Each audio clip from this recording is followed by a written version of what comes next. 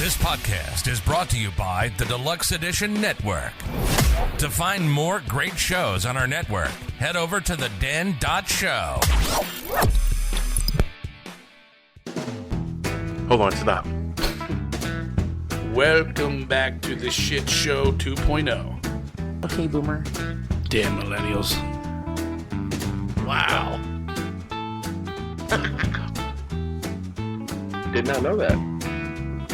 Even flirters who are obviously mentally ill. You want to be my wife? Oh, this is gonna go downhill real quick. What is going on, and welcome to Take on the World with Nathaniel B. and Mike D. Johnny could not make it. Lexi could not make it. Very sad, very sad. So I had to look in the barrel, go all the way to the bottom, and scrape it up.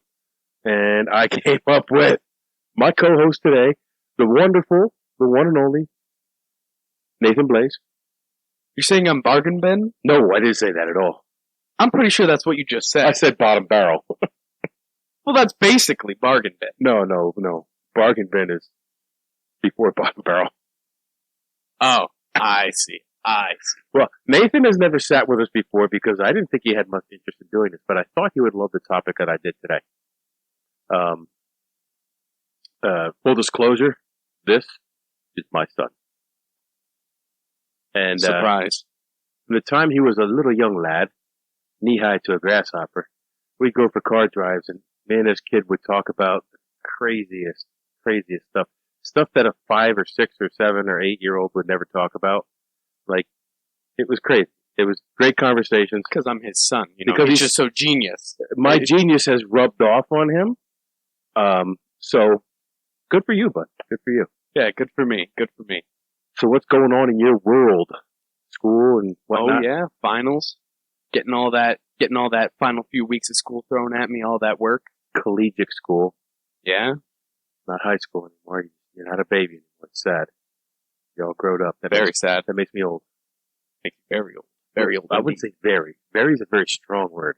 Well, moderately old. Okay, that's better. So, this topic was something I've been thinking about for a while. And then I heard a YouTube video and the guy touched on some of these places. And I thought, man, I got to do that topic. I got to do it because, I've worked in a jail for like 32 years. So I have a great appreciation for security. I remember, here's a story too. I'm gonna jump. We're gonna sidetrack real quick. Oh boy. Which story is this one? I've always loved the sound of that gate slamming at the jail. When it closes behind me, I don't know, it's satisfying. Hearing that and the lock. I've never been able to hear it in person. You actually have heard it in person. Have I? So the one day I was on call and I got called in, and your mother, you, and I were someplace in Reading. And I drove over to the jail, and I had you guys sit in the lobby because it was hot in the car. You know what? I remember that now. I remember that. And every time that gate would close, you would get up from the area out from the lobby area. And you'd look down the hall. What is that? What is that? And so I think you found it satisfying, too. Or scary. I mean, little kid. Mildly scaring, but very intriguing. I do remember that now that you bring that up.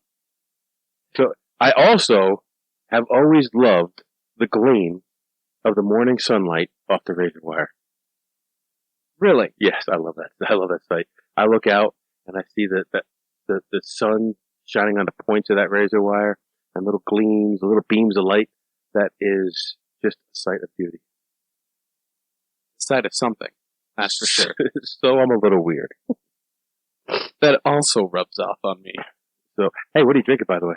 Oh, you're not old enough to drink, so you are having Mountain Dew, Code Blue. Yeah. Voltage. I have a Litherman's Limited Moon Age Daydream, which I am going to choke down. I do not like this. I'm not a fan of sours. I don't know why I have a sour in my refrigerator, but I do. And it is horrid. Well, it just so happens that I very much like this drink, so I will not be choking it down. Wow. I will be hitting the microphone with it and spilling it all over the place. Throw it on John's mic. So with all that in mind, I found myself thinking, what are the most secure buildings and facilities in the world? And where are they? And what do they hold? And what makes them so secure? So I went on one of my deep dives. I figured I was going to do 10. All right. And I did do 10. Actually, I did 11. Cheating. I put a bonus one on, and the bonus one I put on just for you. Really? Yes.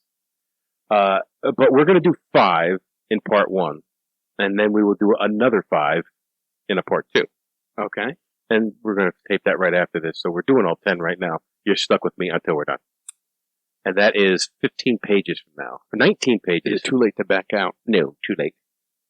So we're going to kick this right off, and we're going to start with number 10. Have you ever heard the phrase, as secure as Fort Knox? Never. Not once. Not a single time in my life.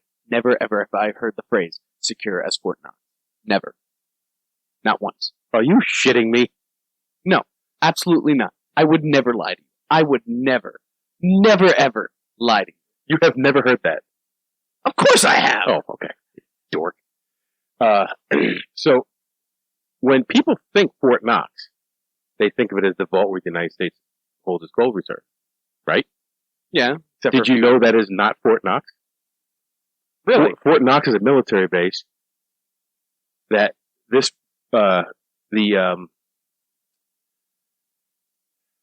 gold storage, the United States Treasury Kentucky Depository, it was part of the base at one time. It is no longer part of the base. It's a separate entity. Really? But still protected by that base. But we're going to talk about Fort Knox, and I want to talk about Fort Knox because some of that stuff is what makes the Fort Knox Bullion Depository, which is also called, so secure. So Fort Knox itself is an army base 30 miles away from Louisville, Kentucky. You know where that is on a map? You have no idea. I'm sure if you gave me a map, I could. If this is Kentucky, it's right here. Yeah, right here. Yeah. Right, you know. Yeah. The base encompasses 109,000 acres. And it is a certified city in Kentucky. It is the 6th largest urban community in the Commonwealth. So the fort isn't just the fort itself, it's the base. It's the entire base, which is... It's considered, the base is considered a city. Okay. A legitimate certified city in Kentucky. It stretches across 3 counties. 3 whole counties. Yeah. So like, Schuylkill County, Berks County, and Lehigh County. Like, that's how big, and I don't know how big the counties are down there, because it's Kentucky. But, the communities surrounding the base, house hundreds of military retirees and active duty families. There are more than 25,000 soldiers stationed at Fort Knox. Now, is that just the soldiers, or is that the retirees too? Just the soldiers. The people who are active duty stationed at Fort Knox. That's insane. 25,000. But that's a lot of soldiers, a lot of guys with guns. Yeah, I would not go running in there. So on a Sunday morning. If someone should happen to try to break into Fort Knox, which I would not recommend, if they would, they have 25,000 soldiers they've had to fight through to get out. 25,000 soldiers. That's nothing. Well, Chuck Norris could do it, but that's it. No one else. Yeah. I could do it. I could do it on a good day. Maybe Jackie Chan. But Chuck Norris for sure. So, what everybody thinks of when they hear Fort Knox is the U.S. Treasury Kentucky Depository. It's also called the Fort Knox Bullion Depository.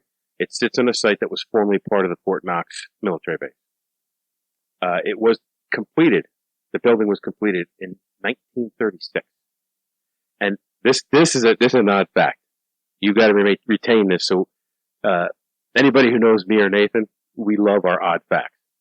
I'll always say, did you know? And Nathan will say, fun fact. Fun fact. So, and then we spit out something that nobody really needs to know, but we know anyway. So the first gold was moved to depository by railroad via the United States Mail in January 1937. I actually knew that. Did you? But not the year. Oh, okay. I knew it was brought in by railroad, But I did not know it was sent via U.S. mail. I did. I don't want to. Actually, I don't want to pay that postage. You know how much one of those bullions weigh? a lot. 27.5 pounds. Expensive shipping. Yes. I don't think that fits in a flat rate box. They probably had to give them some of the gold to get it shipped. Oh, this beer's horrible. You sure you don't want any of this? I have some water here to wash it down when I'm done. Yeah. Tastes like olive. The shipments to Fort Knox were completed in June of the same year, 1937. The construction of the building is granite, steel, and concrete. Within the building, the vault has 2 levels made of steel I-beam and steel plate, and they're steel cylinders that are with hoop bands encased in concrete divided into compartments. Like hoop bands, like the bands around like a wood barrel, Okay. but bigger. John knows not to ask those questions because I don't know. I saw no picture of it. I have no idea. It just said hoop bands. Oh, okay. Okay. You'll learn. You'll learn. I researched so far, but like, if I can't find it, I can't find it. I want to know the exact diameter I would love to know. and metal composition of those hoop bands down to the exact number of Oh, atoms. they're 1090 steel. I'm sure. The vault door itself weighs 20 tons. So, I don't know, you could lift that. I probably could. But imagine cracking that lock and, okay, I'm just going to pull it open now. And no, it's got to be opened mechanically because it's so huge. So, though, if I went to crack that lock, did you know not one person can open that cell? It takes several people. And they each to have their own separate combination that only they know. Really? Yes. I thought it was like a 2-person. Oh no, key thing. it's like, it says various members of the depository staff must dial separate combinations only known to them. So various is like multiple. Really? Yes. Wow. It's like the discount thing.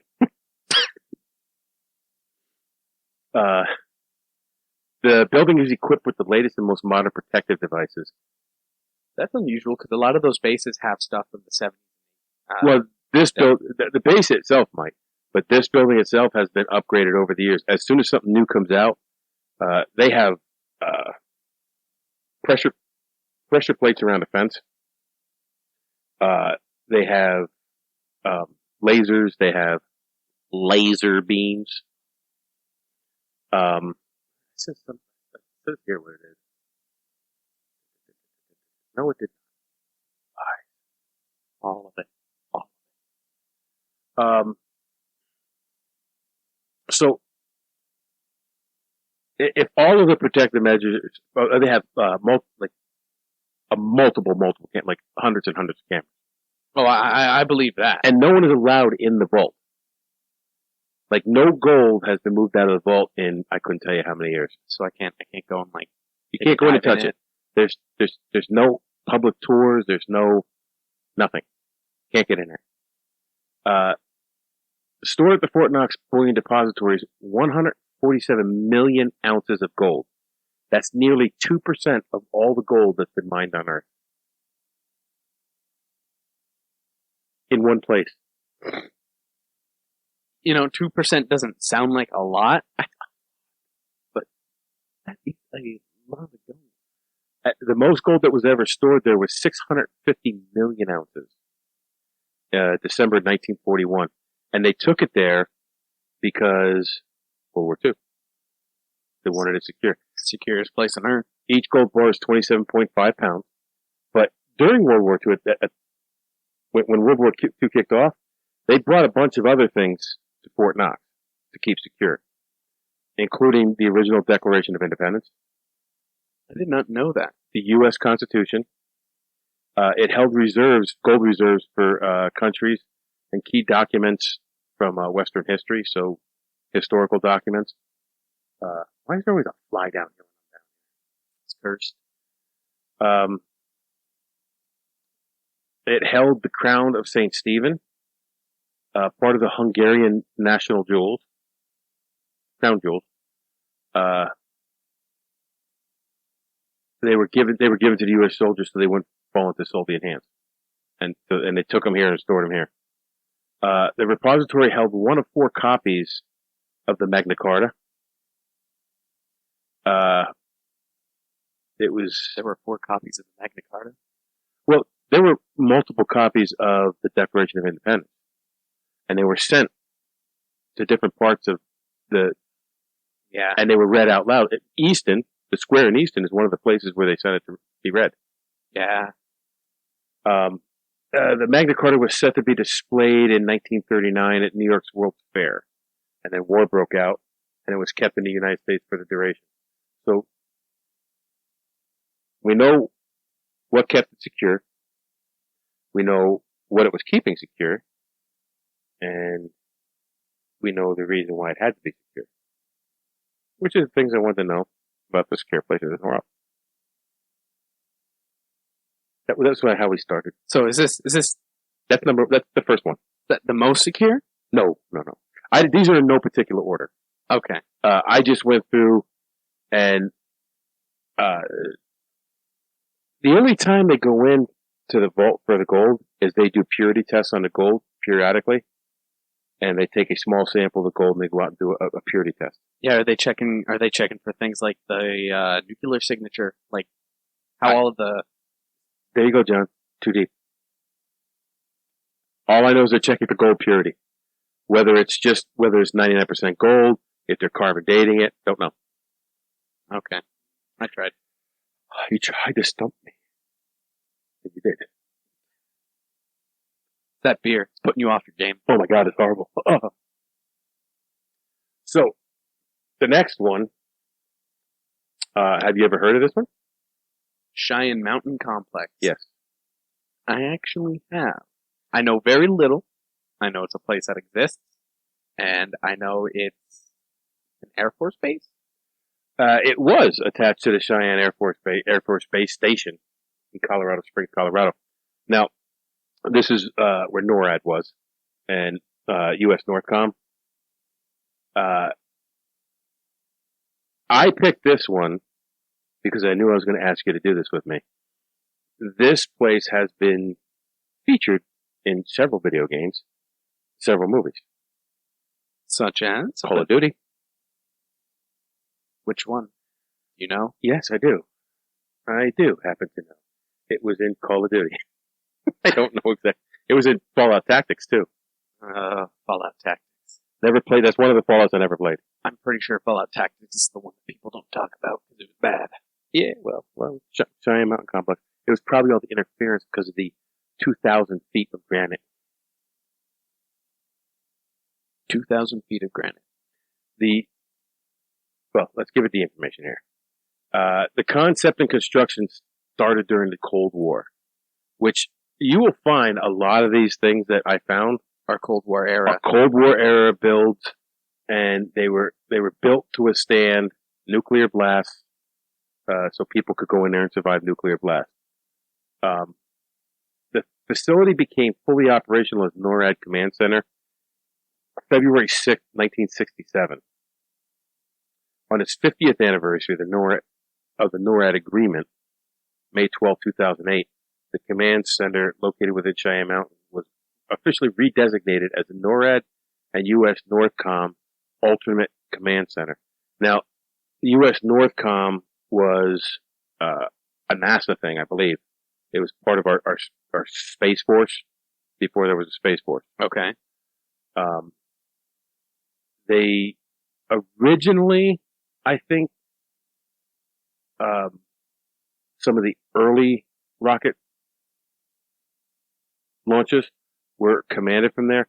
I don't know for sure, but I know it had something to do with the Space Command. All right. That's cool. So I don't know if it was actually NASA, if it was Space Command before it was NASA.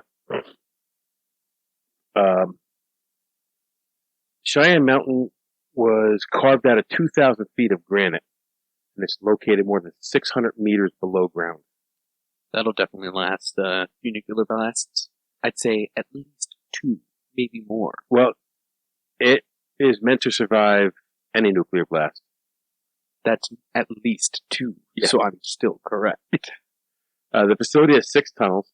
Each tunnel is 3 stories tall. 3 stories tall. Yeah. What are they trying to... Well, I guess they have the big truckloads of stuff, but what else are they trying to bring down? Well, NORAD itself is only like a portion of this base. The rest of it was all other stuff. And John and I had this conversation. We can have this conversation. Anytime you put government facility and secret in the same sentence, there's conspiracy theory. So, No way. oh, absolutely. So when we did our conspiracy theories about the Denver airport, one of those theories was that there is a tunnel that leads from the Denver airport to this mountain. Not possible. Not unless. Aliens helped them build it.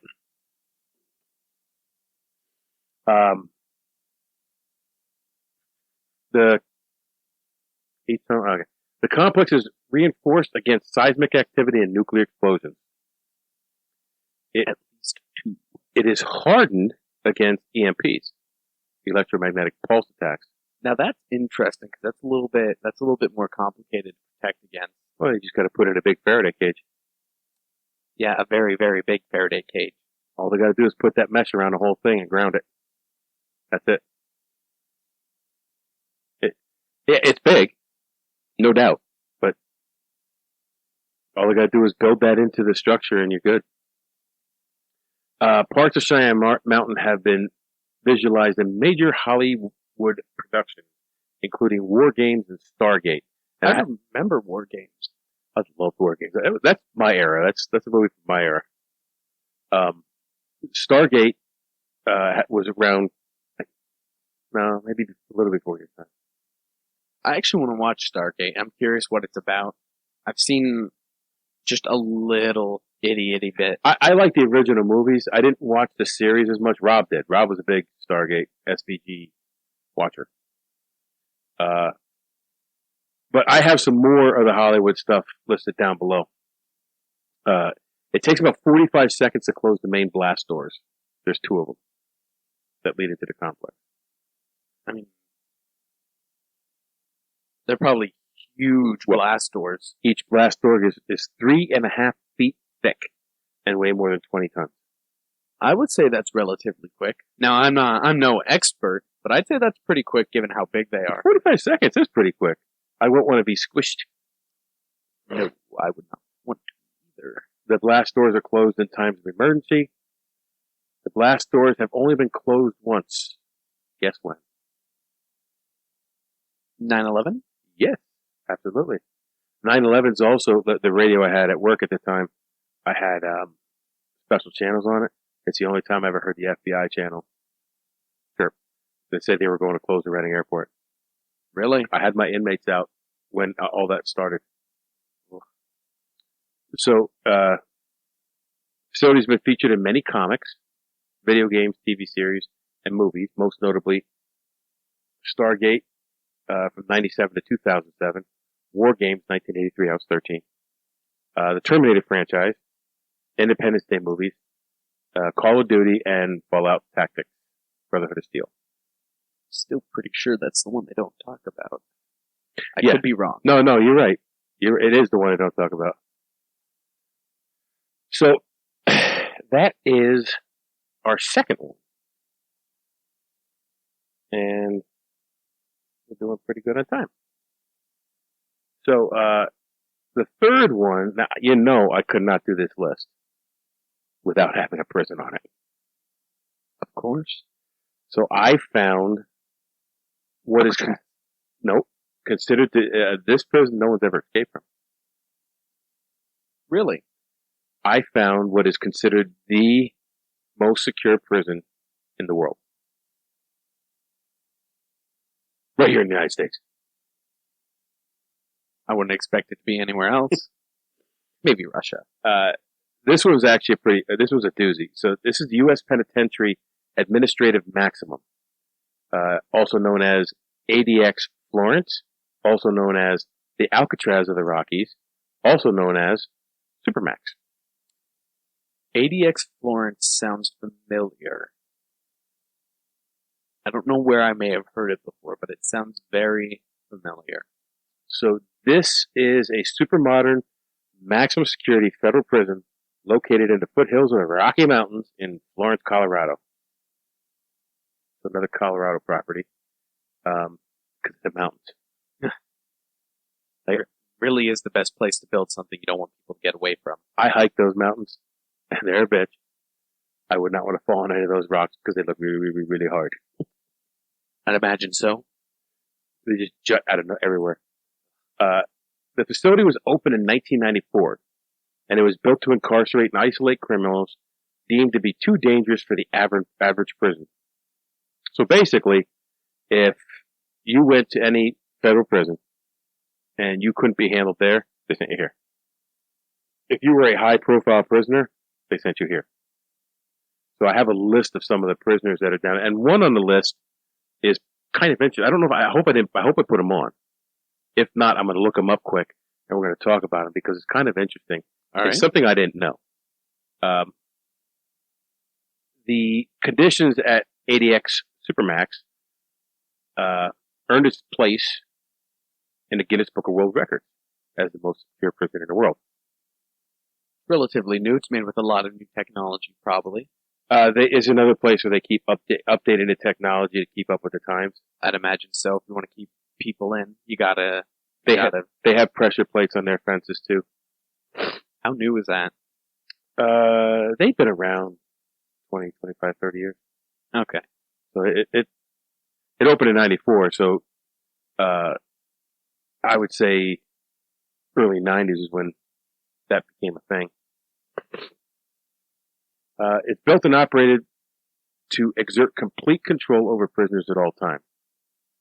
Massive guard towers, security cameras, attack dogs, laser technology, remote control door system, pressure pads inside the 12-foot high razor wire fence that surrounded the ground, and of course, the most important part, the highly trained correctional staff. Can't have a prison without it. You cannot. I don't need that anymore. All that along with a monolithic design that the facility is designed so that if you're not familiar with walking around the interior of the facility, it makes it very hard to find your way around. So, John and I did a show on the Eastern State Penitentiary. I'm going to link that below. They used to put a hood over the people when they came in the prison, so they couldn't see the interior design of the prison, and they didn't take the hood off until they went in their cell. So if they got out of their cell, they wouldn't know where to go. They'd be running blind basically, and the monolithic design was meant for that. Make it even harder. Yeah, outside visitors are unwelcome. Yeah, I'd imagine if we want to keep the place secure, you don't want random people coming in, people who may be able to help you get out. Well, I guess personal visits are a rarity. Professional visits are a rarity. So they try to do everything probably video conference. The prison holds an all-male population, including chronic disciplinary issues from other prisons, inmates who have killed other prisoners or correctional staff, gang leaders, high-profile inmates, organized crime members, and those who pose a national security threat, including Al-Qaeda, terrorists, and spies. The prison has 9 housing units with 6 different security levels. So, I don't know if you ever heard the term the SHU. I've heard it, but I've never gotten the context for it. Okay. It's a security housing unit, SHU. Okay. They have a control unit. They have a SHU. We don't call our SHU the SHU. We call it the hole in the buck. We always call it that. Lehigh and the other prison that I worked at, we call it the hole. Okay. Range 13 is an ultra-secure, isolated 4-cell wing of the SHU. So their range 13 is our buck. If you get in trouble in the hole, you go to the buck. If you get in Okay. trouble in the shoe, you go to range 13. Range 13 sounds very ominous.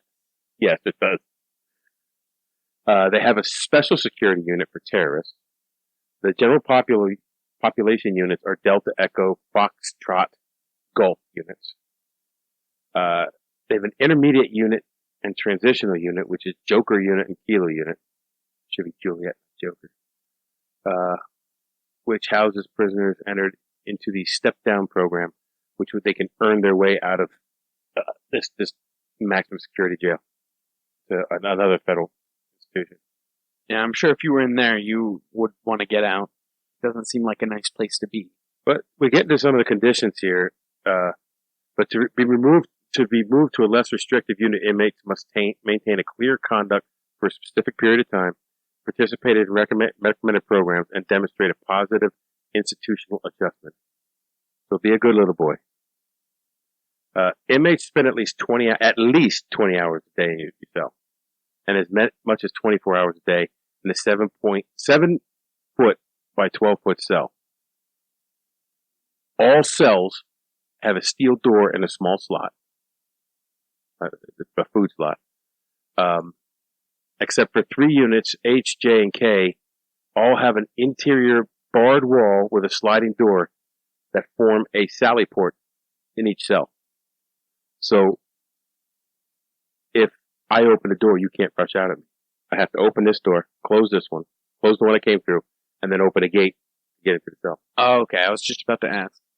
So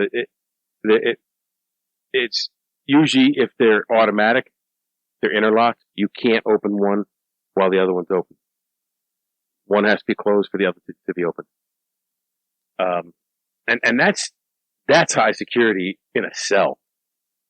Like just a cell alone. Yeah. Each cell has a concrete bed, desk, stool, stainless steel, combo sink toilet. Cells also include a shower with an automatic shutoff valve. So you shower in your cell, you shit in your cell, you eat in your cell. Meals are delivered right to the cell. And the cells are equipped with a radio and a television that offers religious and educational programming. Nothing else. Well, I think they did say there's a couple other things, but It's probably situational based on what level you're at. it probably is, and it's probably still, like home and gardens and stuff like that. Like it's nothing. They're not watching cops all day, Yeah, I don't think so. which is funny because inmates fucking do that. They watch cops in jail. Really?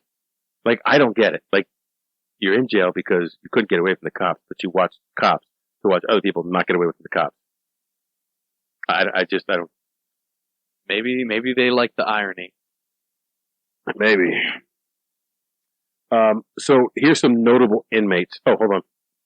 Inmates are allowed out of their cell, only allowed out of their cell for limited social and legal visits, medical treatment, to visit the law library, and a few hours a week of indoor and outdoor recreation.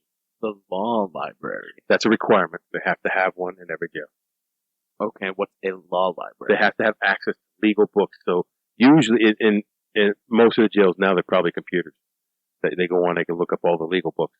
They have to be able to work on their case. Okay.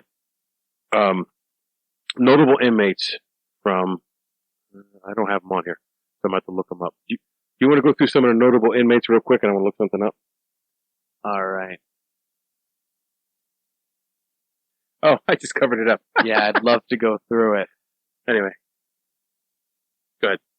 Oklahoma City Bombers. Timothy McVeigh McVeigh and Terry Nichols. and Terry Nichols. Do you remember anything about that? No. That was before your time, but Yeah. that was a big thing. Like they used a fertilizer bomb to blow up a federal building in Oklahoma City. The Michael Swango was a serial killer. Robert Hansen is a former FBI agent I know about Robert Hansen. turned Soviet spy. Yeah. I know about that story. Barry Mills is the leader of the Aryan Brotherhood, which is a prison gang, a racist prison gang. The Unabomber, Ted Kaczynski. I know about that one. The mob boss, I call him Little Nicky Scarfo because I can't pronounce Nicodemo Scarfo, That would be my guess, Nicodemo. but I know who Nicky Scarfo is. Okay. The September 11th conspiracy, Mizawi. Zechariah, No, I can't remember. Zachariah. Something like that. Eric Rudolph, the Olympic Park bomber, He was there. and Joaquin Archivaldo Guzman Ria. Yeah. El Chapo, the Sinaloa cartel drug lord, was there. There was also another guy there. And he was there for, I'm going to look it up real quick. Go ahead. He was there for murder.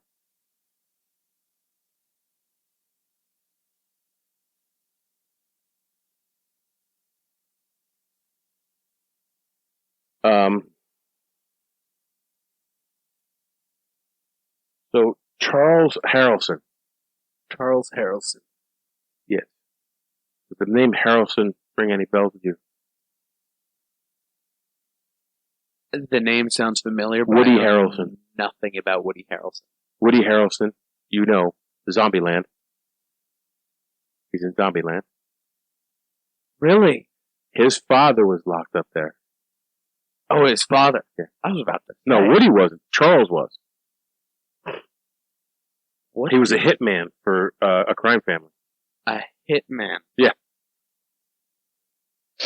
So I was looking through the notable, and they put up like 30 of them. I picked out the ones that rang a bell for me, All right. and I wanted to put Woody Harrelson's dad on here, and I started talking and put the computer down and walked away and came back and forgot. Woody Harrelson's dad. That's number 3.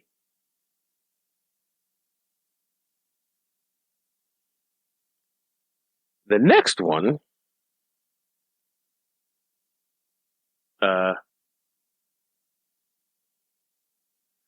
one, I can't find it. I wanted to find pictures of this place before it was picked clean.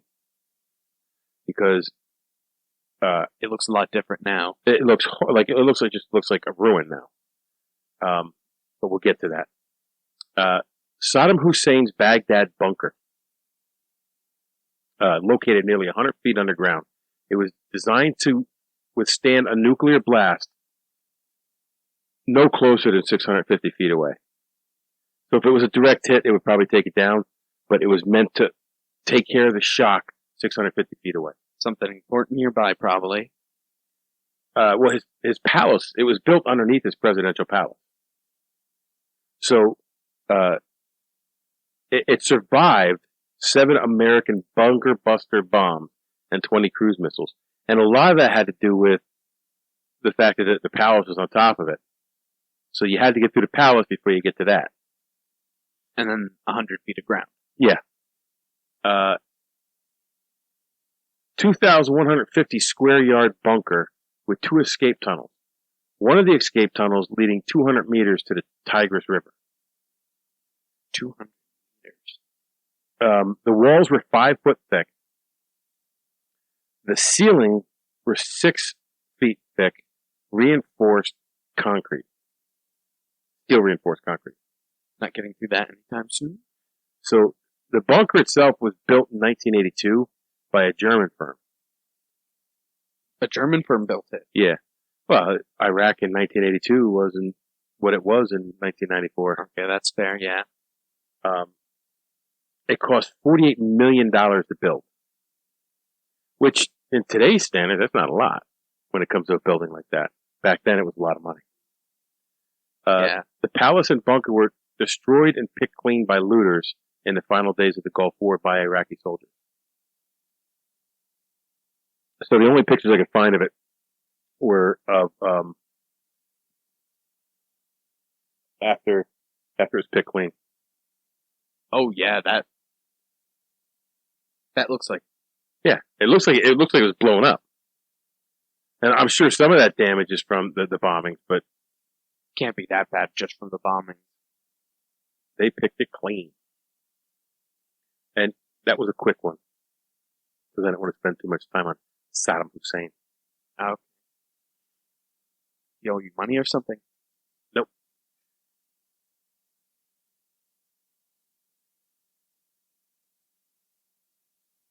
Okay, this is the last one for this half of the show. All right. This one's interesting too. This is Granite Mountain. So it's the Mormon Church records facility. So the Church of Jesus Christ of Latter-day Saints, the Mormon Church, has a vault deep inside a mountain in Little Cottonwood Canyon near Salt Lake City. Always the mountain. Of course, since it's a super secret vault, there's lots of conspiracy theories about it. I imagine so, yeah. But the facts are just as interesting as the conspiracy theories. I knew church kept good records, but I didn't think they kept so good records that they had super secure vault for it. The records that they keep here will surprise you. Really? Yeah, because there are church records in there. There's a lot of church records, but it's been aptly called the Mormon version of the pyramids. The vault is located under 700 feet of solid mountain stone. There are 3 tunnels and 4 cross tunnels inside the vault. 65,000 square feet, which is a football field and a quarter in size. There are 6 separate vault chambers that are accessible by 1 main and 2 smaller entrances. Now, that's in dispute because if you see an overhead picture of the front of it, you could see 4, maybe 5 entrances. They might have been added since this was written. Don't know. Maybe they don't go all the way in. Maybe they're just a parking structure. I don't know. But that's what they said with this research. Okay. Reinforced doors weigh up 14 tons each, are able to withstand a nuclear blast. Kind of standard here. So the vault holds 2.4 million rolls of microfilm containing the most extensive collection of images of family history records. So it's a genealogical site. It's just the most complete genealogical site in the world. That's really cool. It's 35 billion images in total. In 2004, they began converting all those microfilm images to digital files. The images... I hate to be the guy whose job it is to do all that. Yeah. Well, it's microfilm, so it shouldn't be too hard. It should go through a machine and do it automatically. I'm saying it's a really boring job. Yeah. And then if something jams... Yeah, if you tear one of those microfilms, they can splice them.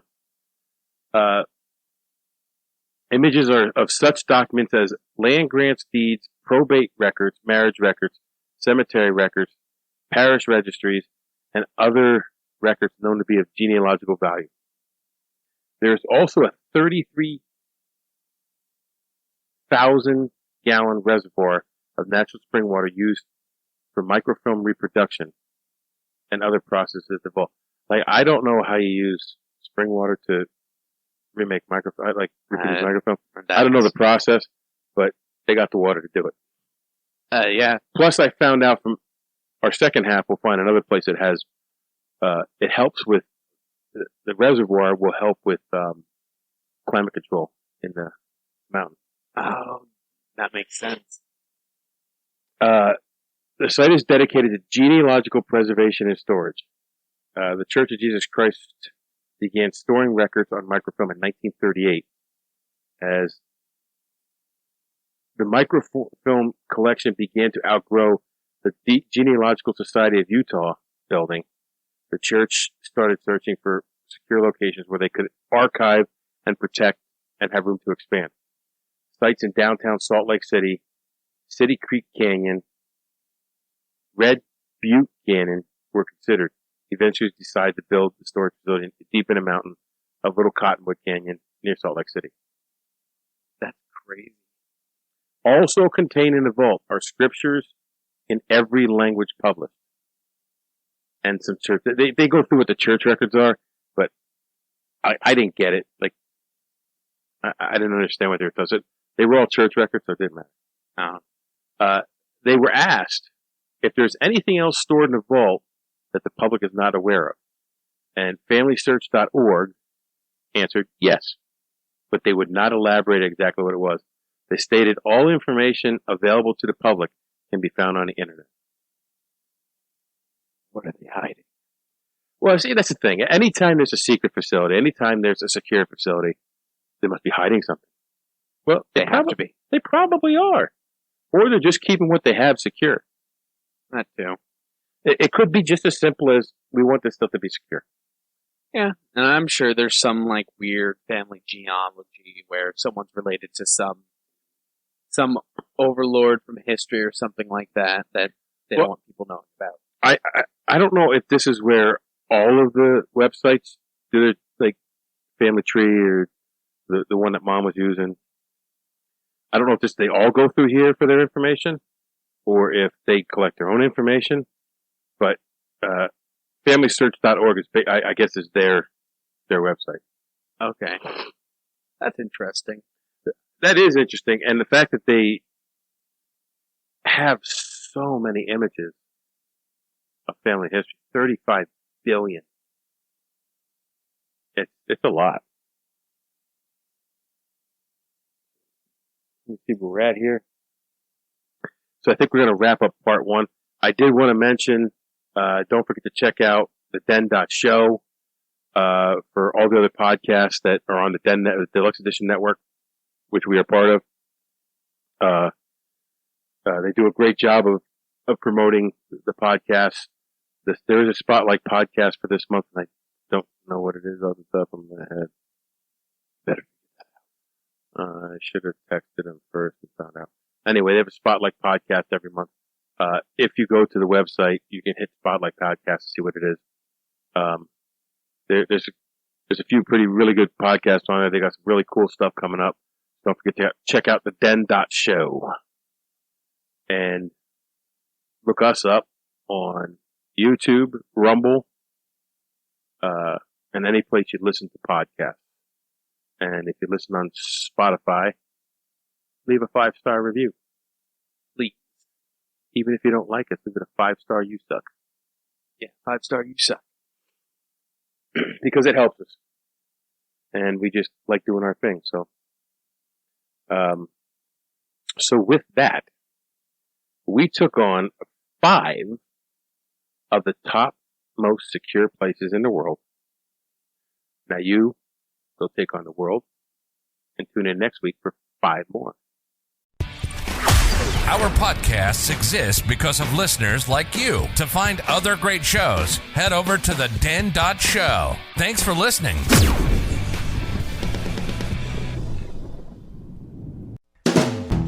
Hold on, stop. Welcome back to the Shit Show 2.0. Okay, Boomer. Damn millennials. Wow. Did not know that. Even flirters who are obviously mentally ill. You want to be my wife? Oh, this is gonna go downhill real quick.